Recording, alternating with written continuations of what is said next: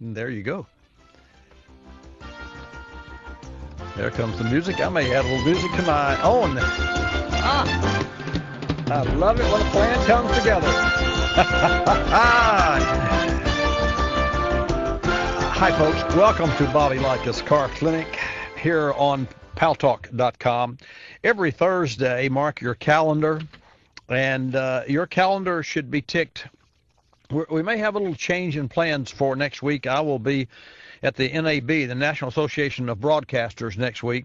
So if we can pull the technical trigger and I can find a suitable studio from which to broadcast, then I will certainly be with you next Thursday from noon to 1, as I am every Thursday here live. And just for you to know, we carve out, our team here at Bobby Likis Car Clinic, we carve out 1 hour a week just for you, and I share with you information that will help you impact your life with regard to transportation needs, expenses, and those sorts of things. I think it's really telling today that every program is either talking about, well, obviously talking about the candidates running for the presidency of the United States. Obviously, I mean, if you go anywhere, that's what you hear. You won't hear anything about the candidates on this program unless you, because that's not my field. Who I vote for, you know, I already know who I'm not going to vote for, and that's a little significant. You could care less, and I don't blame you. What is important, and I'll share this with you. I love this. It even has headlights. The door is open, as you can see. It is indeed, hush, it is indeed a smart car, and it's a model of a smart car that I found in Italy when I saw my first smart car. Actually, I was in Rome when I saw the first one, and then later in Naples, some 4 years ago, I saw one in Naples, and I said, I will have one of those, and bought a couple of keychains that said Rome on the keychains. I've had those keychains for 8 years. Now I have the 2 keys to go on the chain, and I have the smart car, and I have it, what I think is about broken in. And how many miles did that take? It took about, and I was asked this question on an earlier broadcast today. Every Thursday we broadcast to in our own hometown on a local station, the largest and oldest station in Pensacola, Florida. We're broadcasting from Pensacola, actually from studios, all digital studios inside Car Clinic Service, which is a 15,000 square foot automotive service shop. So imagine this big mechanics shop, 15,000 square feet, and imagine this radio, television, internet, and Paltalk.com net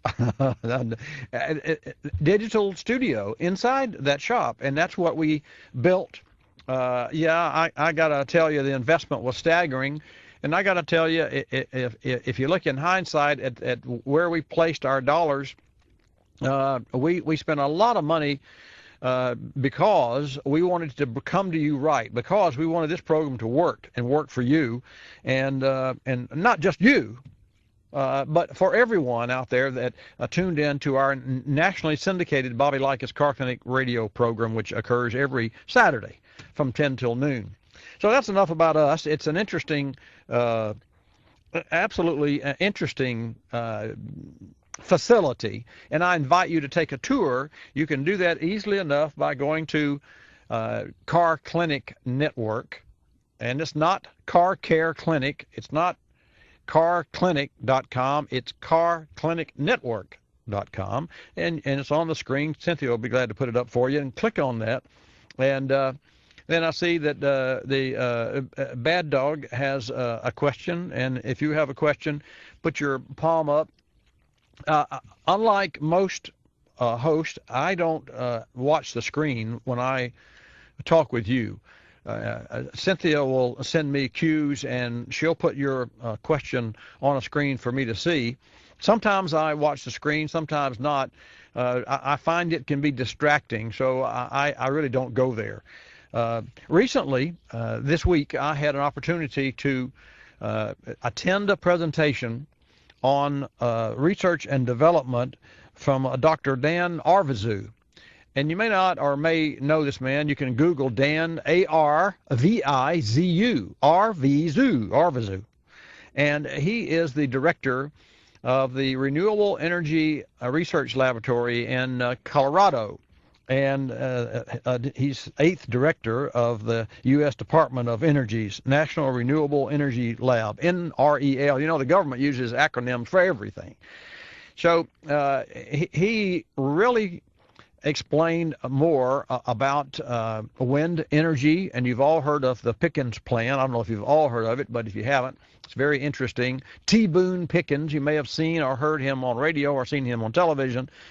He has rolled out a $58 million self-funded, he's got a bunch of money. Well, a bunch is not the right word. He has a lot of money. And he's going to spend $58 million of his own money to try to move us to the next level, in his opinion, on his plan, with renewable, sustainable energy. And that would be from the wind. And according to a statement that I read on his site from one of his presenters, the United States is to wind energy what Saudi Arabia is to oil. And if you want more information, you can go to just Google T-Bone Pickens plan. Pickensplan.com, I think, and well, you can Google it and find it. So he wants to, and as putting his money where his mouth is, build wind mills, wind-driven energy and electrical energy, and feed that back to the grid, reduce some of the energy dependence on natural gas. And then he would like to see natural gas being used to displace, and he's not talking about junking out the fleets that we have, the semis, the trucks that we have. He's talking about, and he has a very ambitious 10-year plan. I think that's very ambitious. I don't think that's doable, but it doesn't make any difference. He started. He's actually, as I understand, ordered some $2 billion worth of wind generators. And those wind generators will generate enough energy and displace the use of natural gas. That natural gas then can be used